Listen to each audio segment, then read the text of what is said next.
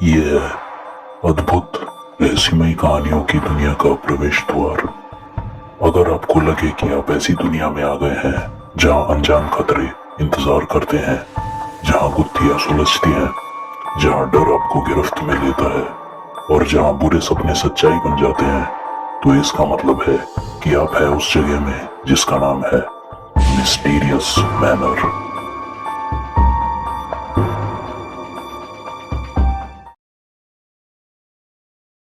लगता है डॉक्टर रामशंकर की प्रतिभा को जंग लग गई। तभी तो इतने समय से बंदर और चूहे से आगे बढ़ नहीं पा रहे बेचारे। डॉक्टर, एक काम कीजिए, ये सब छोड़कर कुछ सालों के लिए एक शांत से गांव में जाकर खाली समय बिताइए। अरे नहीं नहीं डॉक्टर, अपने ऑटिस्टिक बेटे को छोड़कर नहीं जा सकते, उन्हें तो यही रहना पड़ेगा, है ना? डॉक्टर रामशंकर, जिन्होंने देश की कई साल तक सेवा की और कई सम्मान प्राप्त किए, अब गुमनामी के अंधेरे में थे। प्राय लोग उनका मजाक उड़ाते थे और उनके बारे में अफवाह उड़ाते थे। उनकी पत्नी मर चुकी थी, उनका एक 12 साल का बेटा था जो कि ऑटिस्टिक था। डॉक्टर रामशंकर अपने बेटे अंकुश को लेकर परेशान रहते थे। एक दिन जब पार्क में एक बच्चा अंकुश के साथ मजे से खेल रहा था, तब उस बच्चे की माँ उसे ये कहते हुए अंकुश से दूर ले गई कि पागलों के साथ खेलना खतरनाक है। डॉक्टर रामशंकर ने यह देखा और उसी दिन ठान लिया कि उसका और उसके बेटे का मजाक उड़ाने वाली दुनिया को वो जवाब देगा। उसने अपने बेटे को लेकर वो सारे एक्सपेरिमेंट चुपचाप अपने घर की प्रयोगशाला में फिर से शुरू कर दिए, जिनमें उसे सफलता नहीं मिली थी। इस एक्सपेरिमेंट की मदद से डॉक्टर रामशंकर सिद्ध करना चाहते थे कि मनुष्य की बौद्धिक क्षमता की कोई सीमा नहीं। वो जितना चाहे अपनी बुद्धि और मानसिक शक्तियों का प्रयोग कर सकता है। डॉक्टर रामशंकर ने अपने बेटे को महीनों तक लैब में रखा और उसके खाने पीने का बंदोबस्त किया। जब उन्होंने अपने लैब में रह रहे बंदर की सोचने समझने की क्षमता बढ़ती देखी, तब उन्हें यह समझते देर ना लगी कि उनका प्रयोग सही दिशा में जा रहा है। उनकी खुशी का ठिकाना ना रहा और जो प्रयोग वो अपने बंदर पर कर रहे थे, कुछ ही समय बाद अपने बेटे पर करने लगे। देखते देखते उनका बेटा अंकुश 6 महीनों के बाद एक सामान्य बालक जैसा हो गया और उसकी बात करने का तरीका भी बदल गया। और अंकुश के अंदर ज्ञान प्राप्त करने की तीव्र इच्छा जागृत हो चुकी थी। उसने अपने पिता से कहा, पापा, क्या और ज्ञान प्राप्त करने के लिए आप मुझे विद्यालय भेजेंगे? उसके पिता ने कहा, यदि ज्ञानवर्धक पुस्तकों से ही ज्ञान प्राप्त होता है तो ठीक है, मैं पुस्तकें घर पर ही ले आऊंगा और तुम्हें पढ़ाऊंगा। जब डॉक्टर रामशंकर उसे पढ़ाते हैं तो पता चलता है कि उसका बौद्धिक स्तर इतना ज्यादा है कि वो हर किताब को जल्दी पढ़ लेता है और एक ही दिन में बहुत सारा ज्ञान प्राप्त कर लेता है। ये देखकर डॉक्टर रामशंकर उस पर फिर से प्रयोग करते हैं और उसे कुछ इंजेक्शन देते हैं। इससे अंकुश का बौद्धिक स्तर और भी ज्यादा बढ़ जाता है। उसका दिमाग इतना तेज चलने लगता है कि अपने पिता के कुछ कहने या सुनने से पहले वो मन की बात पढ़ लेता है, जिससे डॉक्टर को पता चलता है कि अंकुश अब किसी के भी मन की छुपी बात अपनी मानसिक शक्ति से जान लेता है। डॉक्टर रामशंकर उसके कमरे को तरह तरह की ज्ञानवर्धक किताबों से भर देते हैं, जिन्हें पढ़कर अंकुश असाधारण रूप से ज्ञानी बन जाता है। स्कूल से लेकर कॉलेज के स्तर की कई अलग अलग विषयों की किताबें पढ़कर अंकुश कुछ ही दिनों में बहुत विद्वान बन जाता है। डॉक्टर तय करते हैं कि अब अपने बेटे के बौद्धिक स्तर को और बढ़ाने की जरूरत नहीं, लेकिन उनके पीठ के पीछे अंकुश चुपचाप खुद ही अपना स्तर बढ़ा लेता है। इससे वो और भी ज्यादा बुद्धिमान और शक्तिशाली बन जाता है और कुछ वीडियोस देखकर कार चलाना भी सीख लेता है। अंकुश अपने पिता की कार चलाकर शहर की सबसे प्रतिष्ठित यूनिवर्सिटी में जाने की कोशिश करता है। रास्ते में ट्रैफिक पुलिस द्वारा उसे रोका जाता है, लेकिन अंकुश अपनी मानसिक शक्तियों का इस्तेमाल करके पुलिस वाले को बेहोश कर देता है।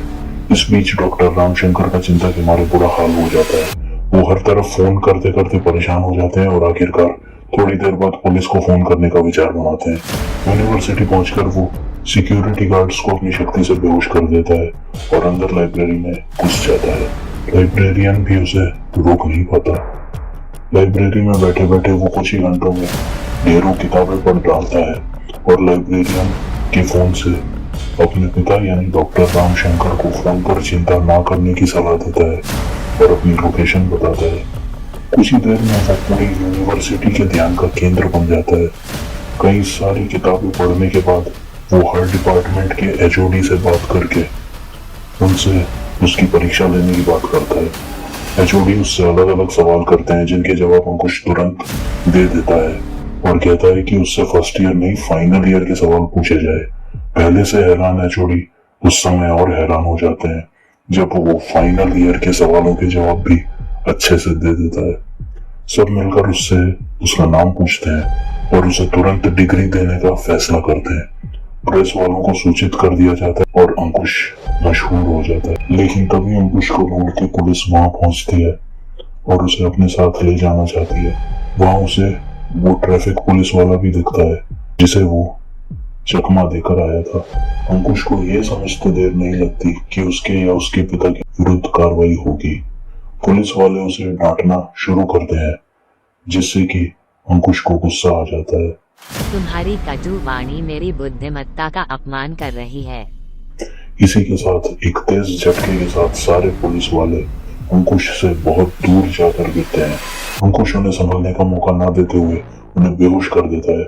उसके बाद वो अपने पिता को फोन करके बताता है कि अहंकारी लोगों से भरी दुनिया में एक ज्ञानी की कोई अहमियत नहीं, इसीलिए वो अज्ञान से भरी दुनिया को खत्म करने जा रहा है। डॉक्टर उसे समझाने की कोशिश करते हैं और वो फोन रख देता है और निरंकुश होकर आतंक फैलाने लगता है। कोई उसे रोक नहीं पाता। वो जल्द ही न्यूज चैनलों की ब्रेकिंग न्यूज का हिस्सा बन जाता है। डॉक्टर रामशंकर अंकुश को लेने के लिए निकल चुके होते हैं। बहुत देर तक गाड़ी चलाने के बाद वो अपने मोबाइल पर समाचार देखते हैं जिससे पता चलता है कि अंकुश कहीं गायब हो गया। डॉक्टर अपना सर पीट लेते हैं और थक हार कर घर वापस आते हैं। वहां उन्हें अंकुश मिलता है जो उन्हें एक चिट्ठी पकड़ाते हुए कहता है, अधिक ज्ञान प्राप्ति के कारण मेरे अंदर के मनुष्य ने अहंकार का सहारा लिया और मैंने पाप किए, परंतु जब परम ज्ञान की प्राप्ति हुई तो मैंने विश्व विजय का निर्णय बदल दिया। अब किसी का नाश करने की आवश्यकता नहीं। ज्ञान प्राप्ति के बाद भी जिसके मन में विश्व को जीतने या नष्ट करने की भावना आए उससे बड़ा मूर्ख कोई नहीं। डरे हुए डॉक्टर रामशंकर जब चिट्ठी पढ़ते हैं तो उन्हें पता चलता है कि रास्ते पर गाड़ी चलाते चलाते अंकुश को तीव्र सकारात्मक ऊर्जा के एक स्रोत ने अपनी ओर आकर्षित किया। जिज्ञासावश वो उस स्रोत के पास गया तो पता चला कि वो एक मंदिर में पहुंच गया जहां एक संत पहले से उसकी प्रतीक्षा कर रहे थे। उस संत से अंकुश ने परम ज्ञान प्राप्त कर लिया। इस जीवन का अंतिम लक्ष्य सत्य है और सत्य को जानने हेतु आसक्तियों को छोड़कर प्रभु को प्राप्त करने में लग जाना चाहिए। कितना भी धन सम्मान और ज्ञान क्यों न मिल जाए, मनुष्य को देवात्मा बनना है तो सांसारिक और भौतिक वस्तुओं का मोह त्यागना पड़ेगा। अंकुश ने घर से निकलने के बाद अपने घमंड के चलते कई पाप किए जिनमें डॉक्टर रामशंकर को नीचा दिखाने वाले वैज्ञानिकों से मिलकर अपनी शक्ति का प्रदर्शन करते हुए उनकी आवाज को छीन लेना भी शामिल था।